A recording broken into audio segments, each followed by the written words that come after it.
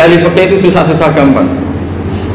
Jenengan jangan hanya berpikir protes dengan ketentuan fikih, mengkaji yang sebanyak-banyaknya. Itu tadi, misalnya Anda seorang supir permanen, supir bis terutama. Kalau truk kan bisa leha-leha, kalau bis kan apa ada deadline-nya ya waktu. Seperti bis jurusan Surabaya Semarang, saya kan sering naik bis jurusan Surabaya Semarang. Kadang-kadang supirnya melihat saya tanya, Gus saya ini supir, saya ini Ramadan itu gimana nih? Ya saya sudah ngerti setengah nakal, dan senangnya dijawab rasa poso ya saya tahu. Tapi masalahnya secara fikih kalau kamu mengatakan kamu harus puasa terus, kamu melanggar konstitusi ilmu. Memang musafir punya diskon? Boleh tidak puasa. Pertanyaannya, bayarnya kapan? Mau Syawal ya nyupir lagi, Zulhijjah ya nyupir lagi, nanti sampai Ramadan ya. Nah terus, ya pas kamu cuti, biasanya cutinya pas sakit, boleh diskon lagi karena sakit. Coba.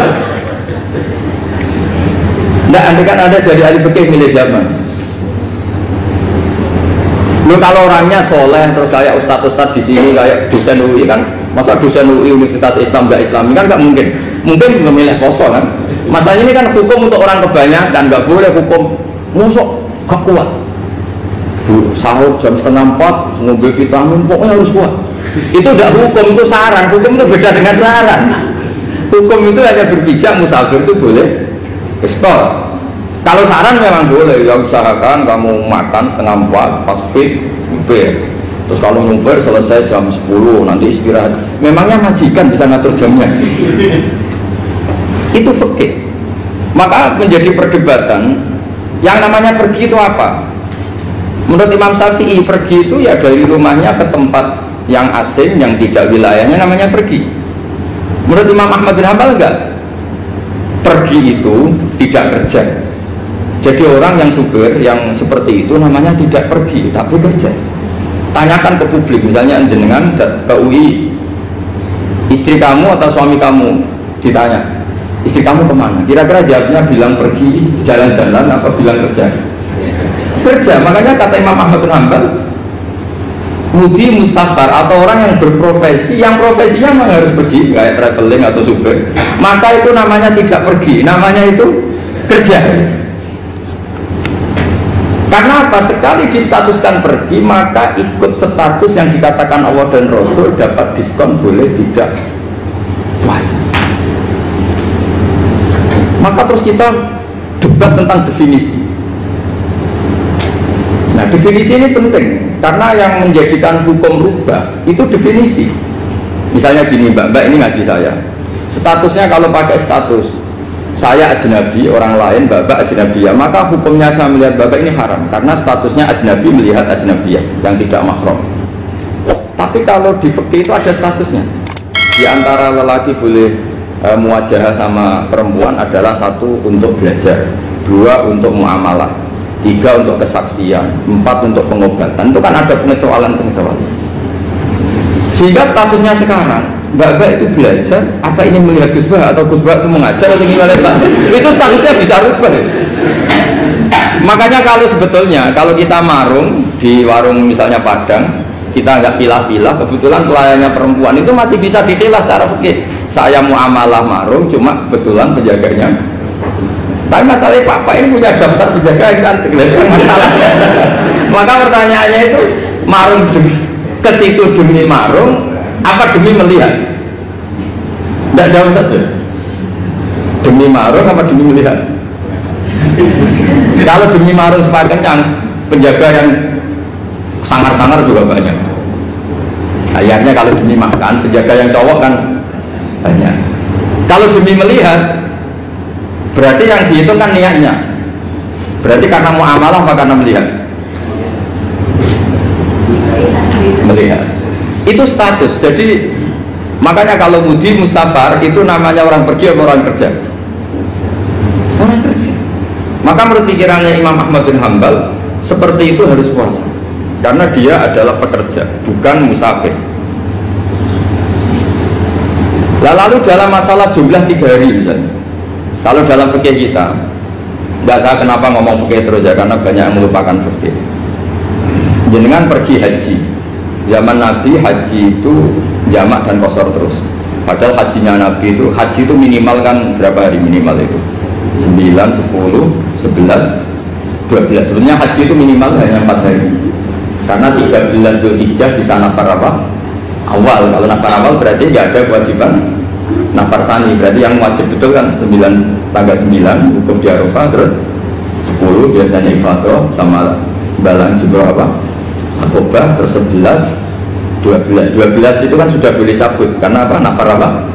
Awal. Berarti nggak usah nafar apa? Sani. Berarti hanya berapa? 4.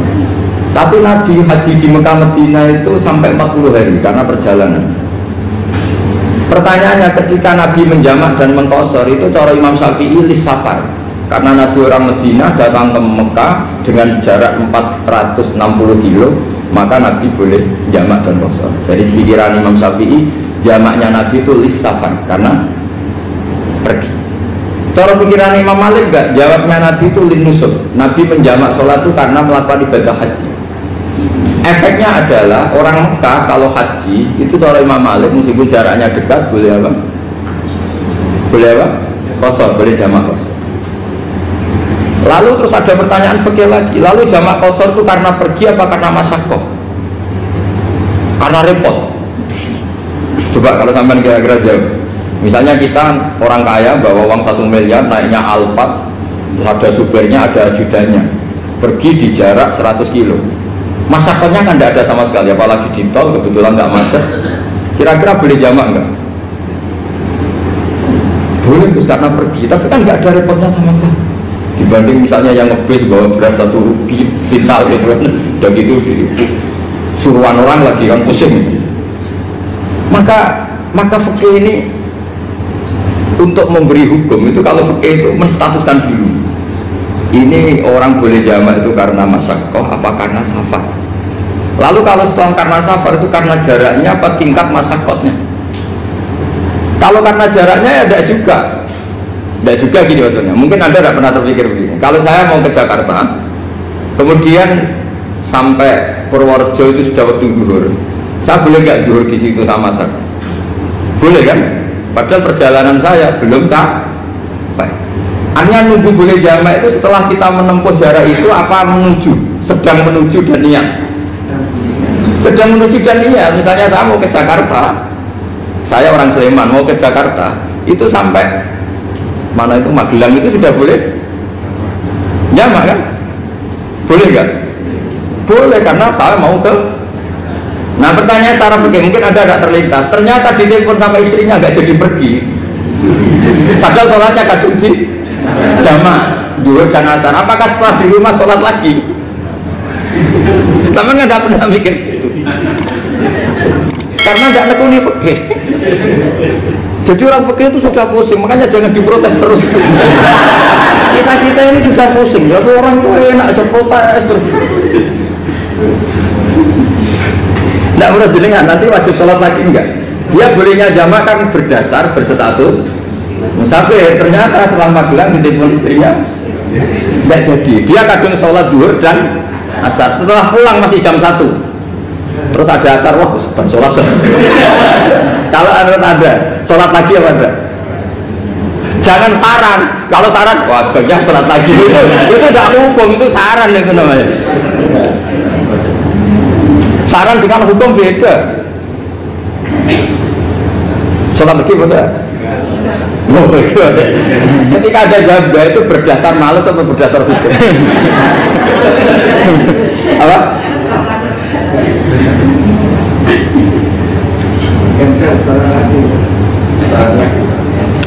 Nah kalau Anda sholat lagi, pertanyaannya gini, Allah itu tidak punya tradisi mewajibkan 2 kali. Pertanyaan fikihnya mesti gitu. Dan saat Anda di Magelang menjamak itu melakukan sesuatu yang disahkan oleh agama. Berarti pas Anda jamak zuhur asar, sesuatu pas melakukan itu kan berstatus sah dan boleh. Meskipun setelah itu ada masalah, istri kamu nelpon terus pulang. Tapi pas itu kan sudah dinyatakan oleh malaikat sah, Anda sudah zuhur dan asar. Kalau melihat itu tidak wajib mengulang. Tapi bisa saja malaikat ada yang usil. Itu sah karena Anda berstatus musafir. Berhubung status Anda hilang, maka Poin Anda sudah sholat juga hilang. Kamu milih fikih yang mana?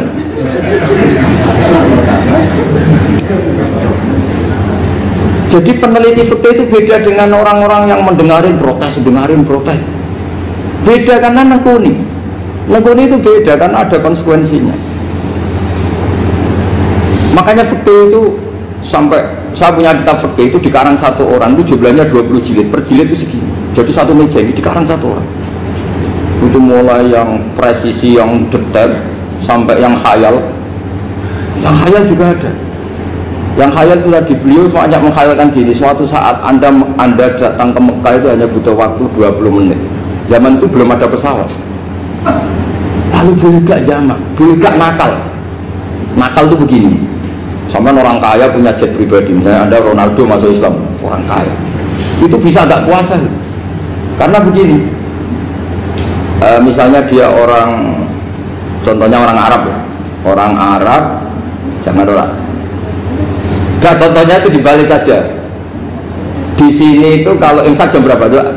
Imsak Ramadan jam berapa? 3:30 aja biar aman ya. Kalau 3:30 kan masih imsak. Dia terbang ke Mekah. Jadi orang sini puasa jam 5 kan mulai puasa. Dia terbang ke Mekah kan masih malam. Makan terus dia. Mekah mau ada matahari terbang lagi ke barat. Karena dia menghindari berstatus puasa. Atau sebaliknya, dia orang Mekah jam 12 puasa, 12 siang puasa. Dia, wah kalau 6 jam lagi buka bisa berapa saya terbang ke Indonesia. Ke Indonesia terbang baru 1 jam, di sini sudah buka.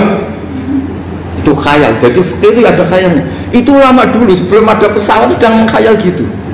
Bolehkah orang yang di Masyriq ke Maghrib demi itu?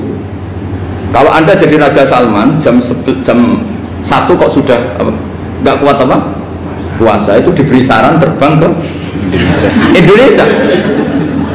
Itu kalau pakai jet kan nggak sampai 9 jam, 1 jam ke Jakarta.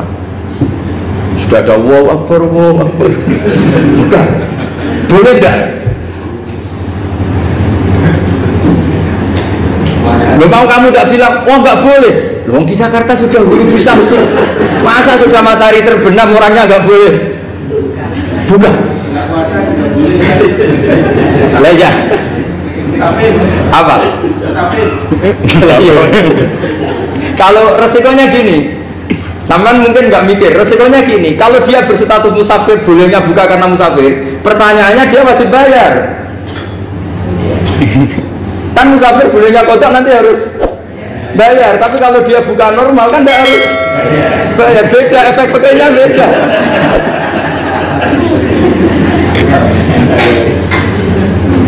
Sama jangan protes, Gus Baik gimana mau ngaji malah tidak senang. Ini kan ngajinya para dosen, para pegawai, jadi harusnya itu jadi mufti, ngaji untuk jadi mufti, bukan ngaji untuk mendengarkan. Jadi makanya saya mohon jangan sering protes sama ulama sudah pusing. Karena efek-efek hukum itu tidak gampang. Kayak tadi misalnya, kalau dia boleh buka atas nama musafir, resikonya wajib bayar. Masalahnya Raja Salman ini mau enggak? Dia inginnya. Maka pertanyaannya itu kitab yang milik saya tadi yang 20 jilid tadi. Ulama itu mulai dulu sudah membayangkan bagaimana kalau suatu saat ada satu kendaraan. Kenapa ulama bisa membayangkan itu? Karena ada buruk. Meskipun mereka nggak numpak buruk, hanya Rasulullah, tapi kan bisa membayangkan ada toyul waktu. Waktu itu bisa dilipat. Karena ulama dulu ahli astronomi, jadi bumi itu bulatnya gini, muternya gini. Berarti suatu saat ada satu ilmu di mana orang ambil satu posisi terus melewati toyul waktu, ngalami lintasan waktu. Mulai dulu itu sudah dibicarakan. Pertanyaannya lalu status orang ini kayak apa? Misalnya tadi orang Mekah ingin cepat buka terbang ke Indonesia. Orang Indonesia menghindari imsak, misalnya 3:30, dia belum sahur. Wah kalau saya di Indonesia ini sifatnya sahur. Wah saya tak terbang ke Mekah. Enak kan terbang di Mekah ternyata masih jam 8. Wah bisa makan sepuasnya jam 8 malam artinya jam 20. Kan enak ya. Baru warak balik ke Indonesia terus jam 1. siang. Jam 1 siang kalau ini cepat buka terbang ke timur. Langsung buka. Berarti dia kira-kira masa aja 3 jam. Tapi terus ya mungkin kalau sampai lah kok sudah repot-repot ngono tinggal turu kok sinetron kok buka dhewe. Itu tidak hukum, saran itu namanya apa? Kalau hukum tetap tadi yang dikatakan puasa adalah imsak mulai jam imsak sampai ghurubus syamsi. Lalu pertanyaannya lagi, ghurubus syamsi sampai imsak itu konversi jam apa nyata-nyata ghurubus syamsi? Kalau yang diliwati khatul istiwa itu nyata, fi'lan kalau dalam bahasa Arab fi'lan awaqiyan. Tapi kalau Anda orang kutub, saya sering kirim-kiriman surat sama mufti-mufti yang ada di Timur Tengah, di Eropa, konsultasi maksudnya. Orang kutub itu kan tidak ada matahari, tidak ada apa-apa. Jika kalau Anda baca kitab di kutub, mesti Gus Bak ajaran pembohong. Misalnya orang kutub ngaji saya, kamu harus subuh sebelum matahari terbit. Sekali matahari terbit, waktunya hilang. Zuhur setelah matahari agak ke barat. Asar kalau matahari terbenam, hilang waktunya. Terus mereka mesti bilang, mataharinya di mana? Maka pertanyaannya, boleh gak mengkonversi waktu untuk orang kutub? Jadi misalnya pola umum subuh jam 4:30, berarti antara subuh dan qadha itu 1,5 jam. Subuh sama zuhur polanya berapa berarti? Kalau 4:30 sampai jam 12 itu 6 sama 7,5.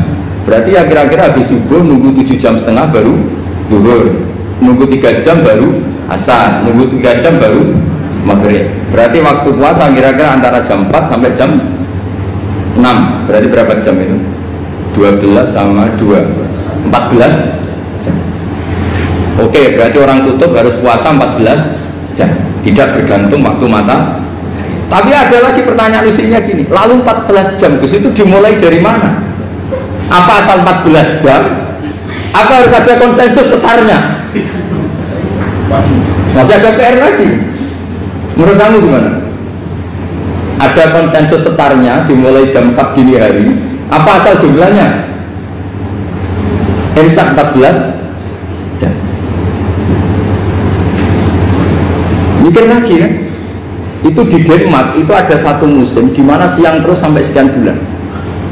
Siang terus sampai orang sana itu capek. Kenapa ada siang terus? Logikanya kan tadi bumi itu belajar juga belajar falak, belajar astronomi. Kalau tepaan kamu di sisi yang barat agak utara atau agak selatan, matahari ini nyentron terus.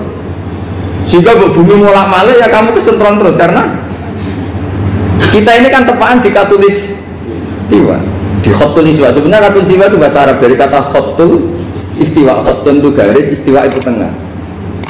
Nah, Islam itu oleh Allah memang dipilih di tempat paling top yaitu Mekah. Mekah Ka'bah itu suratul ardi. Jadi sebelum ditemukan ilmu astronomi itu Nabi sudah ngendikan Al-Ka'bah suratul ardi. Ka'bah itu pusarnya bumi. Sehingga di Ka'bah itu satu-satunya area yang terbebas dari medan magnetis. Karena dari utara dan selatan benar-benar di tengah. Maka potensi jam paling akurat di dunia itu hanya jam yang di Mekah itu. Karena apapun akuratnya teknologi di Amerika atau Jerman, karena jam itu dari logam tetap ketarik medan apa? Magnetis, entah berapa 00, tetap kena. Misalnya jam di Jerman lebih dekat mana kalau Jerman? Mesti ketarik medan magnetis, entah berapa kadarnya, karena materi jam dari logam. Sementara di Mekah karena di tengah itu terbebas dari medan apa? Nah, sehingga yang segaris dengan Mekah kayak Indonesia itu semuanya khatul istiwa. Nah kalau khatul istiwa normal itu artinya ya 12 siang secara umum ya 12. Sehingga ulama Indonesia kalau ngaji itu lebih gampang, lebih tidak dianggap bohong. Karena ya ada terbitnya matahari, ada zawalus syamsi, ada wurudus syamsi. Coba kalau kitab itu Anda baca di kutub utara sama kutub selatan, murid kamu bingung semua. Ini gimana Ustadz, tidak ada matahari kok semuanya diukur pakai matahari. Lalu pertanyaannya dikonversi kan? Pertanyaannya kalau dikonversi pakai apa gitu? Asal 14 jam apa harus sepakat dimulai jam berapa? Ini mana? Boleh sepakat. Pertanyaannya kalau sepakat, ukurannya siapa yang jadi ahlul halli wal aqdi?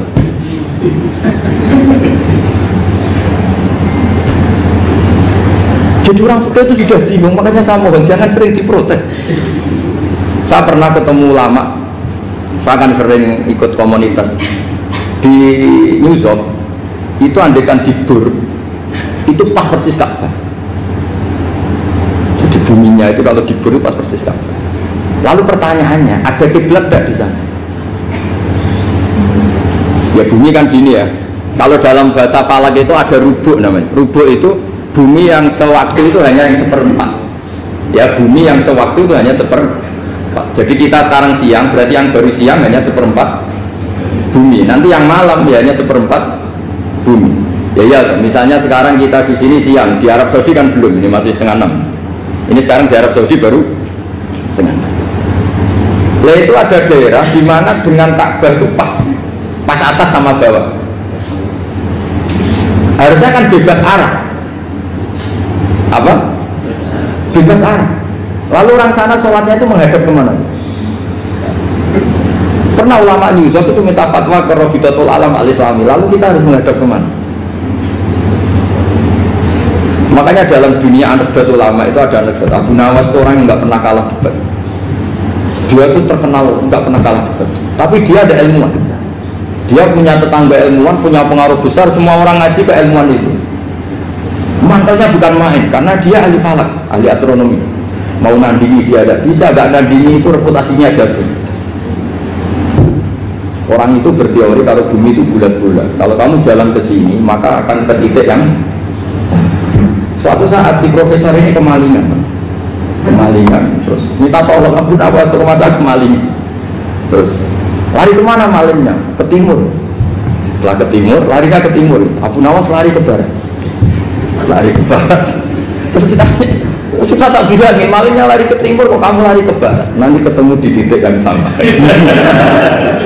Sementara itu profesornya makel. Oh kamu nyindir.